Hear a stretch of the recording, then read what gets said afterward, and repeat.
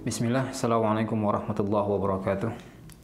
Alhamdulillahi faddalana ala al-ibadah. Alhamdulillahilladzi hadana lil Islam wa ma kunna linahtadiya laula an hadana Allah. Asyhadu an la ilaha illallah wahdahu la syarika lah wa asyhadu anna Muhammadan abduhu wa rasuluh sallallahu alaihi wa alihi washabihi wa man sara ala nahjihi wa tamassaka bi sunnatihi wa ihtada bi hadihi wa sallama tasliman katsira. Amma ba'du, ikhwatal kiram, a'azzani Allah wa iyyakum jami'an. Alhamdulillah, sampai kita pada hadis ketiga dari hadis Arba'in An-Nawawi. Ini satu hadis yang agung. Imam An-Nawawi rahimahullah mengatakan an Abi Abdurrahman Abdullah bin Umar bin Al-Khattab radhiyallahu anhu. Qala sami'tu Rasulullah sallallahu alaihi wasallam yaqul bunya al-islamu ala khamsin syahadati an la ilaha illallah wa anna Muhammadar Rasulullah wa iqamis salah wa ita'iz zakah wa hajjil baiti wa shaumi Ramadan. Sebagaimana dalam riwayat yang lalu, dalam hadis Jibril juga merupakan dari hadis atau riwayat dari Abdullah bin Umar dari bapaknya, dan hadis ini pun hadis yang diriwayatkan oleh Abdullah bin Umar langsung dari Nabi sallallahu alaihi wasallam, di mana beliau radhiyallahu anhu mendengar Nabi sallallahu alaihi wasallam mengatakan Islam dibangun di atas 5. Bunyal Islamu ala khamsin, yakni di atas 5 pondasi atau 5 pilar, 5 penopang. Yang pertama, syahadati an la ilaha illallah, syahadat bahwasanya Allah sebagai satu-satunya yang berhak untuk diibadahi, dan Muhammad adalah Rasulullah, menegakkan salat, menunaikan zakat, haji ke Baitullah, dan juga berpuasa di bulan Ramadan. Hadis ini menunjukkan bahwasanya Islam, bangunan Islam dibangun di atas 5 pondasi ini. Ini menunjukkan bahwasanya rukun Islam terdiri dari 5 hal ini. Adapun hadis sebelumnya hanya menunjukkan bahwasanya prinsip utama Islam terdiri dari 5 hal yang disebutkan di dalam hadis tersebut. Dan di dalam hadis ini disebutkan secara lebih tegas bahwasanya 5 perkara ini adalah rukunnya Islam itu, yang dengannya Islam ini tegak. Sehingga pemisalan di sini oleh Nabi SAW, Islam ini dimisalkan dengan satu bangunan, yang bangunan itu ditopang dengan 5 pondasi atau 5 penopang yang kokoh, yang dengan kelima ini Islam itu tegak. Ketika 5 perkara ini hilang dari seorang, maka runtuhlah seluruh Islamnya. Sedemikian juga ketika pilar yang pertama sekali, misalnya ini bunyal syahadat la ilaha illallah dan Muhammad Rasulullah, gugur dari seorang, maka gugur pula Islam tersebut dari orang tersebut. Adapun perkara-perkara syariat yang lain, maka dia seakan-akan seperti penyempurna. Ketika hilang dari seorang sebagiannya atau beberapa hal dari perkara syariat selain daripada yang 5 ini, maka Islam seorang itu menjadi berkurang dan tidak sempurna.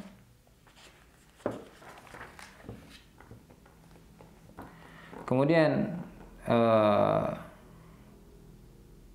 terkait dengan hadis ini, Nabi SAW secara tegas mengisyaratkan atau menunjukkan bahwasanya rukun Islam dibangun atau rukun Islam terdiri dari 5 hal ini. Tentunya dia berbicara tentang bagaimana kedudukan 5 perkara ini di dalam atau pada diri seorang. Tentunya ini dirinci untuk setiap perkaranya, karena kedudukan yang satu dengan yang lainnya tidaklah sama, atau pengaruh yang satu terhadap yang satu dengan yang lainnya terhadap seorang muslim Ketika dia ada atau tidak, maka hukumnya tidak sama. Yang pertama terkait dengan syahadat la ilaha illallah Muhammad Rasulullah. Terkait dengan syahadat la ilaha illallah dan Muhammad Rasulullah, maka ini sepakat para ulama mengatakan ketika gugur perkara ini dari seorang, maka dia tidaklah dianggap sebagai seorang muslim. Ya. Yani orang yang meninggalkan dua kalimat syahadat, maka dia kafir secara ijma'. Kemudian yang kedua, ya, terkait dengan orang yang meninggalkan salat. Maka orang yang meninggalkan salat di dalam beberapa keadaan. Yang pertama, seorang yang meninggalkan salat bil kulliyah, secara total, secara keseluruhan. Maka kebanyakan ahli ilmu mengatakan dia kafir. Ya. Ini dia kafir. Bahkan sebahagian menukil adanya ijma' dalam perkara ini. Sebagian menukil adanya ijma' dalam perkara ini.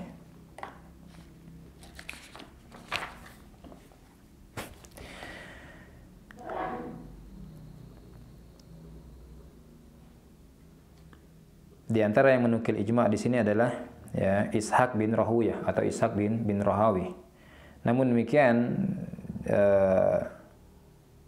Muhammad bin Nasir al-Marwazi atau al-Maruzi beliau mengatakan ini adalah pendapat jumhur ahli hadis. Ini adalah pendapat jumhur ahli hadis.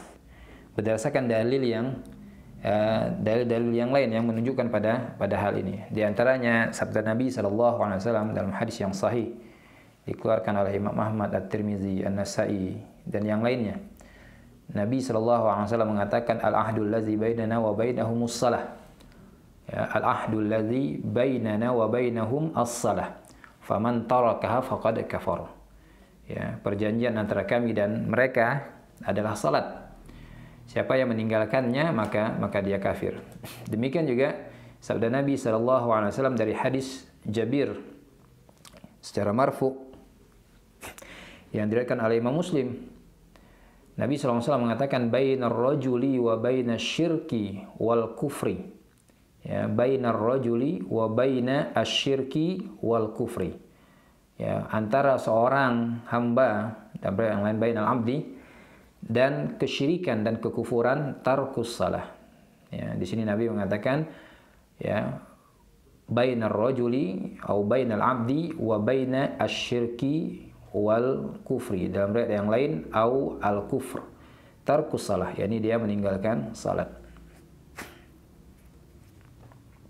Demikian juga diriwayatkan dari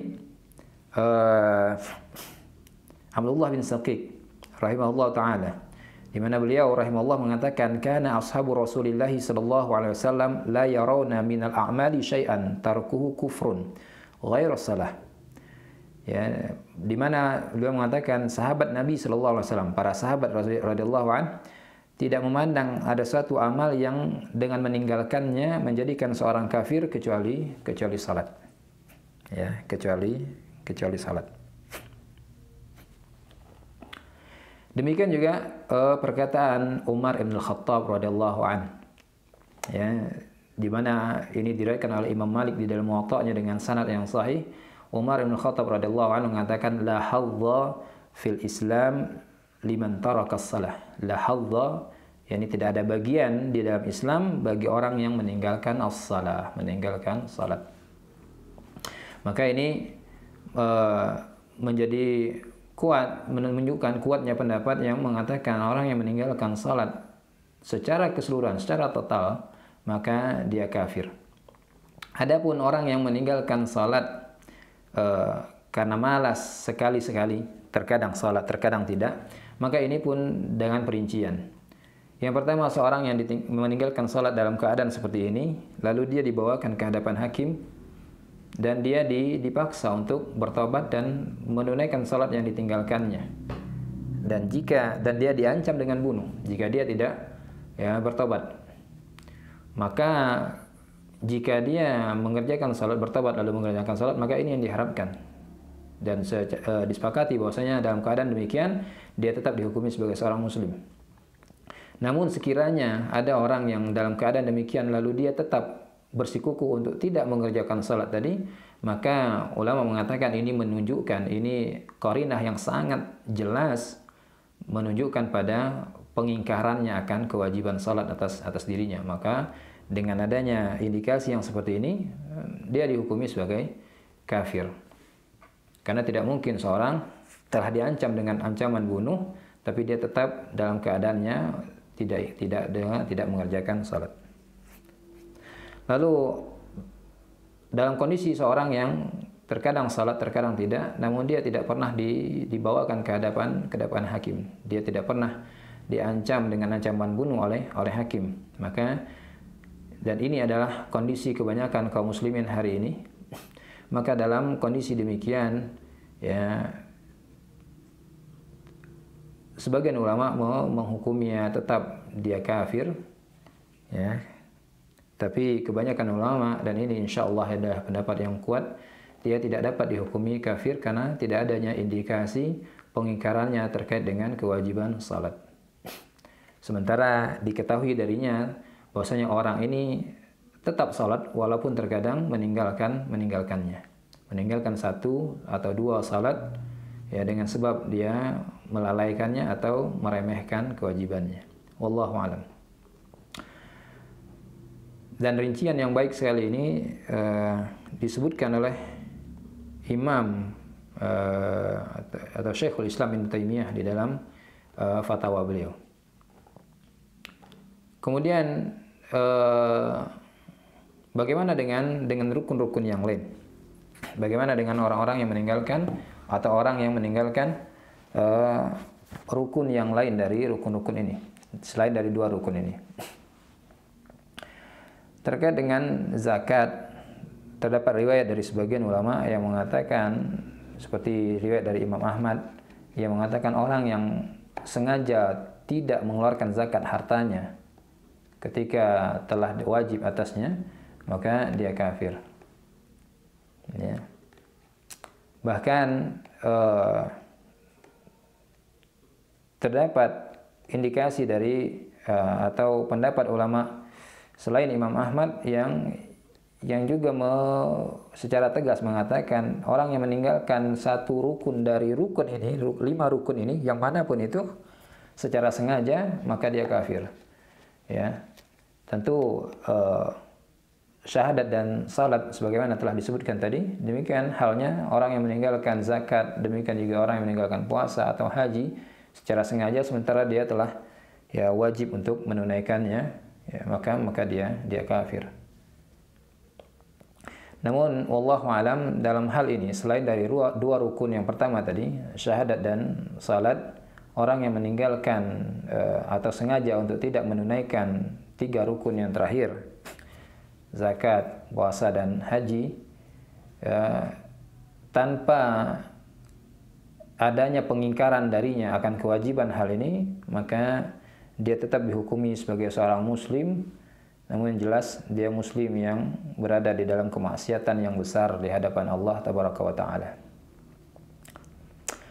Di antara dalil yang menunjukkan bahwasanya meninggalkan zakat secara khusus, ya, tidaklah menjadikan seorang itu kafir, yakni hadis yang diriwayatkan oleh Imam Muslim dari Abu Hurairah radhiyallahu an, ya, di mana Nabi SAW menyebutkan tentang orang yang sengaja untuk tidak menunaikan zakat, dan Rasulullah SAW menyebutkan azabnya. Lalu Rasulullah SAW mengatakan di sana, hatta yuqda bainal ibad fayura sabiluhu imma ilal jannah wa imma ilan nar. Ya, sampai telah ditetapkan pengadilan seluruh hamba, lalu dilihat pada jalan orang ini imma ilal jannah wa imma ilan nar. Artinya di sini syahidnya adalah ungkapan Nabi imma ilal jannah wa imma ilan nar. Bisa jadi jalannya ke surga, bisa jadi jalannya ke neraka. Ketika masih ada kemungkinan orang tadi berjalan mengarah ke surga, maka ini menunjukkan orang tadi tidak dihukumi sebagai seorang yang keluar dari Islam. Ya, tidak dihukumi sebagai seorang yang kafir. Hanya dikatakan bahwasanya orang ini telah melakukan satu dosa yang sangat besar kepada Allah Tabaraka wa Ta'ala dengan sebab dia meninggalkan rukun dari rukun Islam. Ya, dalam hal ini zakat. Dan demikian juga terkait dengan puasa dan haji. Adapun mereka yang mau mengingkari kewajibannya, ya, sebagaimana yang terjadi pada masa Abu Bakar misalnya, maka ini sepakat para ulama, ya, tidak ada khilaf di antara ulama bahwasanya mereka yang dalam keadaan demikian dia telah keluar dari Islam. Orang yang mengingkari hal-hal yang prinsip dari Islam, sebagaimana yang dikatakan oleh Imam Ibnu Qudamah. Beliau mengatakan wala khilaf baina ahli ilmi fi kufri man tarakaha jahidan liwujubiha. Ini terkait dengan salat. Tidak ada perbedaan pendapat di antara para ulama terkait kafirnya orang yang meninggalkan salat dalam keadaan dia mengingkari kewajibannya. Ya, idza kana mimman la yajhal mislahu dzalik. Jika dia bukan termasuk orang yang bodoh terkait dengan ya hukum-hukum syariat, seperti orang yang baru masuk Islam atau orang yang ya jauh dari peradaban kaum muslimin sehingga dia tidak tahu bahwasanya salat itu wajib. Adapun orang yang hidup di tengah-tengah kaum muslimin, bahkan dia adalah muslim sejak lahirnya dan seterusnya, maka seperti yang dikatakan oleh Imam Ibnu Qudamah, yang mengingkari kewajiban salat dalam keadaan dia demikian, maka dia kafir dan tidak ada khilaf di kalangan para ulama. Lalu Imam Ibnu Qudamah mengatakan wa kadzalikal hukmu fi mabanil islami kulliha. Demikian juga hukum berkaitan dengan pokok-pokok Islam seluruhnya, wahiyya zakat, wasiyam, wal hajj. Ya, ini zakat, puasa dan haji. Li'annaha mabanil Islam. Karena ini semua adalah ya bangunan Islam. Ya. Wa adillatu wujubiha la takadu takhfa. Bahwasanya dalil-dalil terkait dengan wajibnya perkara ini tidaklah tersembunyi, ya. Ini tidaklah tersembunyi. Bahkan beliau mengatakan wal ijma'u munaqid 'alaiha, dan ijma' terkait dengan kewajiban ini ya sabit. Ijma' terkait dengan kewajiban 5 perkara ini, rukun-rukun Islam ini sabit. Maka siapapun yang mengingkarinya maka dia keluar dari Islam. Karena Imam Ibnu Qudamah pun mengatakan fala yajaduha illa mu'anil Islam. Ya, tidaklah mengingkarinya kecuali dia adalah seorang yang memang membangkang dari Islam. Ini terkait dengan orang yang meninggalkan rukun ini. Wallahu a'lam. Kemudian dari hadis ini juga ya diambil satu kesimpulan atau satu kaidah bahwasanya amal dia masuk dalam bagian dari iman. Ya, amal dia masuk dalam bagian dari Islam. Karena Nabi SAW menjadikan Islam sebagai suatu bangunan yang dibangun di atas lima perkara ini. Sebagaimana yang telah lalu, ketika Islam disebutkan secara mutlak maka masuk di dalamnya makna iman. Dan yang disebutkan dalam hadis ini bunil Islamu ala khamsin, ya disebutkan Islam secara mutlak, lalu Nabi SAW menyebutkan amal-amal jawarih, amal-amal fisik seperti salat, zakat dan seterusnya. Maka ini menunjukkan bahwasanya amal ini bagian bagi Islam. Lebih daripada itu juga di dalam riwayat yang lain, hadis ini diriwayatkan dengan ungkapan yang sedikit berbeda. Dalam riwayat yang dikeluarkan juga oleh Imam Al-Bukhari dan Muslim dari Abu Hurairah radhiyallahu anhu, ya.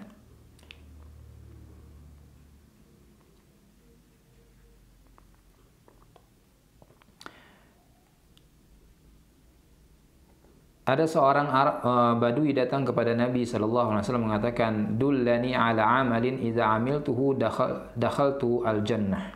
Tunjukkan kepadaku satu amal atau kepada amal yang jika aku amalkan maka aku masuk surga. Nabi SAW mengatakan ta'budullah wa la tusyriku bihi syai'a. Kau beribadah kepada Allah dan kau tidak mensekutukannya dengan satu apapun. Wa tuqimus shalah al-maktubah, dan kau menegakkan salat yang difardukan. Wa tuaddi az-zakata al-mafruḍah, dan kau menunaikan zakat yang difardukan dan seterusnya. Ya, wa tasumu Ramadan. Ya, lalu orang ini mengatakan wallazi nafsi biyadi la azidu ala hadza syai'an abadan wal anqusu minhu. Demi zat yang jiwaku berada di tangannya, aku tidak akan menambahkan dan tidak menguranginya. Ya. Syahid dari hadis ini bahwasanya menjadi kewajiban bagi seorang hamba setelah dia mengucapkan atau mengikrarkan kalimat syahadat, ya, ini pengakuan lisannya bahwasanya dia mentauhidkan Allah dan mengingkari seluruh sekutu bagi Allah tabaraka wa taala, maka dia wajib memenuhi kewajiban yang lain, ya, dari amal-amal yang menjadi kewajiban yang dalam Islam seperti salat, zakat dan seterusnya. Ya.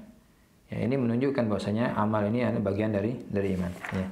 Lebih daripada itu, ikhwatul kiram, seperti yang disebutkan tadi, hadis ini juga diriwayatkan dengan ungkapan yang berbeda. Sebagian riwayat menyebutkan bunyal Islam mu'ala khamsin, Islam dibangun atas lima pilar atau 5 pondasi. Nabi tidak menyebutkan syahadatu alla ilaha illallah wa anna muhammadar rasulullah, tapi Nabi mengatakan ayyuhida Allah. Ya. Engkau, ya, ini mentauhidkan Allah. Ya. Ada yang lain bahkan dikatakan bunyal Islamu ala khamsin. Yang pertama adalah al-imanu billah wa rasulih, iman kepada Allah dan Rasulnya. Ini jelas sekali menunjukkan, ya, amal ini bagian dari Islam. Kemudian ada satu permasalahan yang lain yang disinggung oleh Imam Ibn Rajab Al-Hambali terkait dengan hadis ini. Di dalam hadis Mu'adz bin Jabal radhiyallahu an, Nabi sallallahu alaihi wasallam mengatakan, Ra'sul amri al-Islam wa umuduhu salah wa zirwatus sanamihi al-jihad. Ya. Pokok dari urusan ini adalah Islam, tiangnya adalah salat, dan puncaknya adalah jihad. Ya, lalu ada timbul satu pertanyaan. Di dalam hadis ini, dalam hadis Ibnu Umar ini, tidak disebutkan jihad sebagai salah satu penopang atau pilar atau pondasi dari Islam. Sementara dia adalah zirwahnya, zirwatu sanamihi. Ini puncak dari Islam itu. Maka Imam Ibn Rajab membawakan dua jawaban. Yang pertama, bahwasanya jihad dia bersifat fardu kifayah, tidak bersifat fardu ain. Ya, jihad dia bersifat fardu kifayah, tidak bersifat fardu ain, yakni tidak diwajibkan atas seluruh kaum muslimin, tapi dia dicukupkan atas sebagian kaum muslimin. Ketika ada sebagian kaum muslimin telah memenuhinya, maka kewajiban ini gugur atas seluruh mereka. Berbeda dengan seluruh yang disebutkan dalam hadis ini. Dia adalah fardu ain yang setiap orang mesti memenuhi seluruhnya, tidak dapat diwakilkan oleh sebagian yang lain. Ya. Kemudian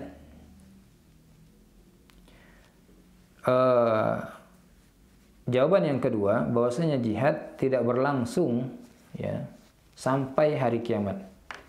Ya, dia hanya berlangsung sampai diturunkannya Isa. Ya. Ketika telah diturunkan Isa, lalu setelah itu kaum muslimin berjihad dengan Nabi Isa.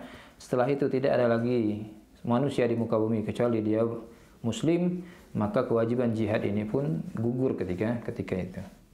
Ya. Wallahu alam. Maka dari sini jihad tidak dimasukkan dalam salah satu rukun dari rukun Islam. Kemudian hal yang lain dari hadis ini, ada satu faedah yang besar sekali dari hadis ini. Ini di dalam sebagian riwayat dari hadis ini, ya, ketika Ibnu Umar radhiyallahu anhu membawakan hadis ini, bunyal Islamu ala khamsah, ala ayyuwahidallah wa iqamis salah wa ita'iz zakah wa siyami ramadan wal hajj. Maka ada seorang yang berkata kepada Ibnu Umar ketika itu. Dia mengatakan al-hajju wa siyamu ramadan, yakni mendahulukan haji dari puasa Ramadan. Maka Ibnu Umar mengatakan la, tidak. Siyamu ramadan wal hajj, puasa Ramadan lalu haji. Hakadha sami'tuhu min Rasulillah sallallahu alaihi wa alihi wasallam. Demikianlah yang aku dengar dari Nabi sallallahu alaihi wasallam. Ya khawatir kiram azanillahu wa iyyakum jami'an, terkait dengan tartib dari 5 rukun ini, maka para ulama menyebutkan tartibnya yang munasib terkait dengan rukun-rukun ini ialah sebagaimana tartib yang ma'ruf di kalangan kaum muslimin hari ini, yaitu 2 kalimat syahadat, kemudian salat, kemudian zakat, kemudian puasa Ramadan, baru terakhir adalah haji. Karena dilihat dari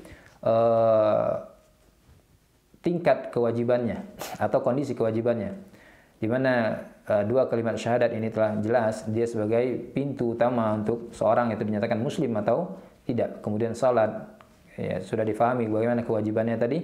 Kemudian zakat, ya zakat ini terkait dengan hartanya. Kemudian puasa Ramadan yang tidak diwajibkan kecuali hanya sekali setahun saja, yakni pada bulan Ramadan. Kemudian dan ini dia terkait dengan masing-masing pelakunya. Ini kembali kepada kepentingan orang yang berpuasa itu sendiri. Adapun zakat tadi dia berkaitan dengan harta dan untuk hak kaum muslimin yang lain. Lalu yang terakhir haji, yang dia tidak diwajibkan kecuali sekali untuk seumur hidupnya. Ya, ini tartib yang munasib untuk 5 rukun ini. Tapi dalam hadis ini, sebagaimana diriwayatkan Muslim tadi, urutannya yang disebutkan oleh Abdullah bin Umar adalah puasa Ramadan dan haji, bukan haji, puasa Ramadan lalu haji, bukan haji dan puasa Ramadan. Ketika ada yang menyanggahnya mengatakan haji puasa Ramadan baru haji, maka Abdullah bin Umar mengatakan tidak, yang benar puasa lalu haji. Masya Allah.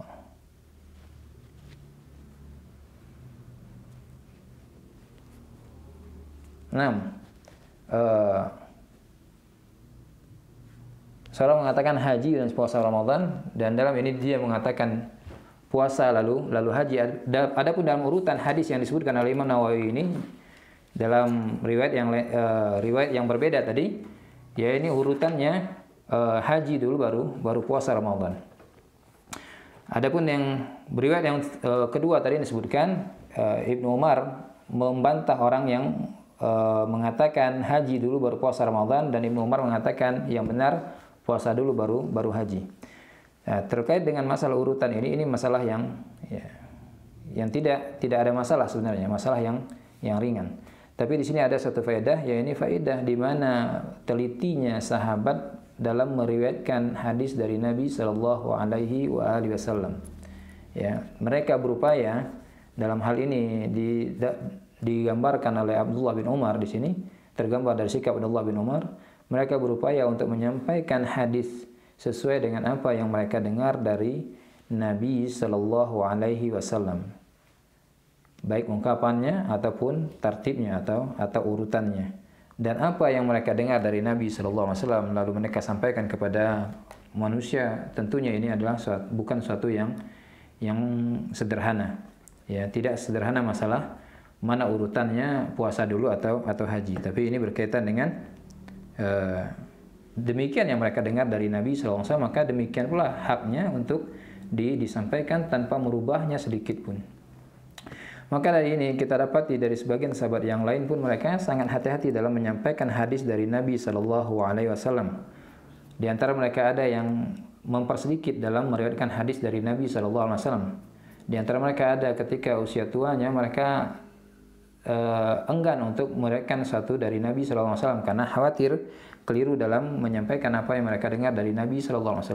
Di antara mereka setiap kali menyampaikan hadis dari Nabi SAW dalam rangka kehati-hatiannya, mereka mengatakan au kama qala Rasulullah sallallahu alaihi wasallam, sebagaimana yang dilakukan oleh pelayan Nabi sallallahu alaihi wasallam Anas bin Malik radhiyallahu anhu.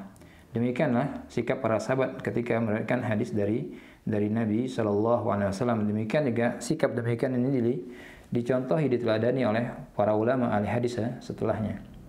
Maka ikhwatal kiram azanillahu wa iyyakum jami'an, ini menjadi pelajaran bagi setiap muslim yang datang belakangan, ya, untuk mereka berhati-hati dalam menyampaikan sesuatu yang mereka sandarkan kepada Nabi sallallahu alaihi wasallam.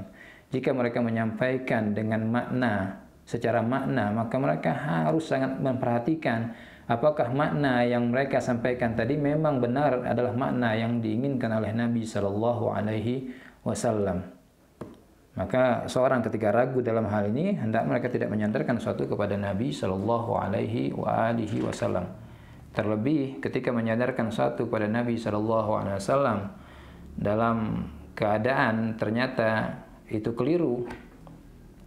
Bahkan sebagian ulama mengatakan menyampaikan satu yang disandarkan kepada Nabi Shallallahu Alaihi Wasallam dengan lahan, ya, lahan dalam mengucapkan membawakan hadis Nabi Shallallahu Alaihi Wasallam. Ini pun suatu hal yang dikhawatirkan dia masuk dalam ancaman Nabi Shallallahu Alaihi Wasallam, yakni ancaman berdusta atas nama beliau Shallallahu Alaihi Wasallam, dan ancaman ini adalah ancaman yang berat. Siapa mengqala alayya ma lam aqul falyatabawwa maq'adahu minan nar. Hadis ini mutawatir. Siapa yang mengatakan atas namaku suatu yang aku tidak katakan, maka hendaknya dia menyiapkan tempat duduknya di neraka. Wallahu a'lam wa sallallahu ala nabiyyina Muhammad wa ala alihi washabbihi wasallam. Akhiru da'wana alhamdulillahirabbil alamin.